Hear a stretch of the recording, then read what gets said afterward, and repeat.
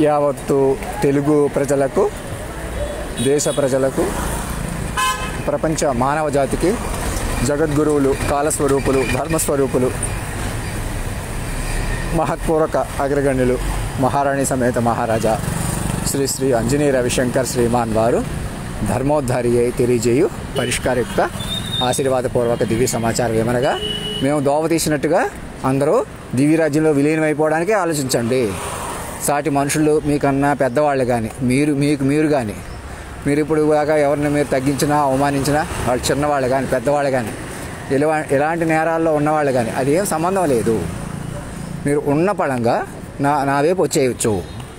అగో కోర్టులు చూడండి, ఇంకా ఫోన్లే కొంత ఒత్తిడి పెట్టకండి, రికార్డుకి అందద్దు, వ్యవసాయ ఆస్తులకు రికార్డ్ చేసుకోవద్దు, ప్రైవసీ ఉండాలి కదా. చూడండి ఎలాగుందో ఒకసారి ఆలోచించండి. మొత్తం మీరు ఈ ప్రైవసీ, వ్యక్తుల కొద్దీ ప్రైవసీ మీరు ఎవరు మెయింటైన్ చేయలేరు. మీరు దొంగలనే పోషిస్తున్నట్టుగా మీరే ఎలాగైనా ఆస్తుల కొద్దీ, డబ్బుల కొద్దీ, లోకం అంటే ఏంటి, పెట్టుబడుల కొద్దీ, వ్యాపారం కొద్దీ, భౌతికం అనుకోవడం వల్ల అలా అనుకుంటున్నారు. ఏదైనా సంపద అంటే, దేశం అంటే మట్టి కాదో మనుషులు అన్నారు ఒక పెద్ద మనిషి. ఏది అదో కొంత కాసింది. ఇప్పుడు మనుషులు కూడా కాదు, ఇంకా విచక్షణ, ఆలోచన ఇంకా దగ్గరికి వచ్చారన్నమాట. అలాగా అదొకందుకు సరే, కొంతవరకు ఆ పెద్ద మనిషి మాట కొంతవరకు కాసింది అనుకుందాం. ఇప్పుడు దానికి వెయిట్ సరిపోవట్లేదు. దేశం అంటే మనుషులు, ఇప్పుడు మనుషులు కాదు, విచక్షణ ఇంకా దగ్గరికి రావాలి మాట.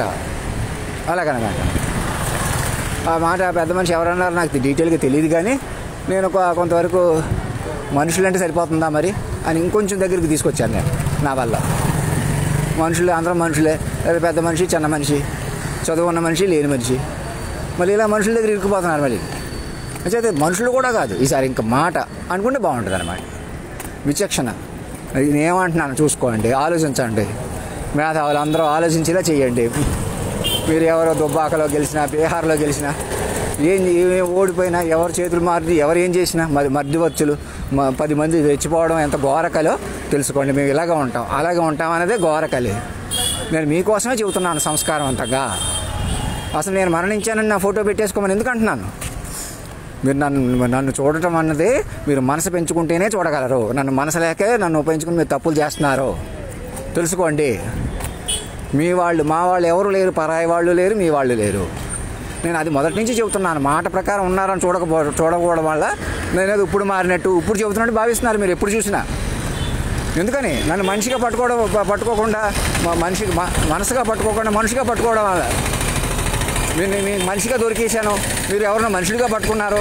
మీరు మనుషులుగా బతకాలి, ఎవరినో మనుషులు పెంచాలి, ఎవరినో మనుషులు మేము ఏదో చేసాం. మనిషి కోణం వదిలేసేయండి. నా మాటని మొత్తం అందరూ బయటకు వచ్చేస్తాం నాతో సహా. నన్ను కూడా మనిషిగా చూడకూడదు. మనుషులు ఎవరో లేవు, ఇంక మనం మాట రూపంలో ఉన్నాము. నోట్ చేసుకోండి. ఎప్పుడు మాలాంటి వాళ్ళు తక్కువ అంచనా వేయకండి.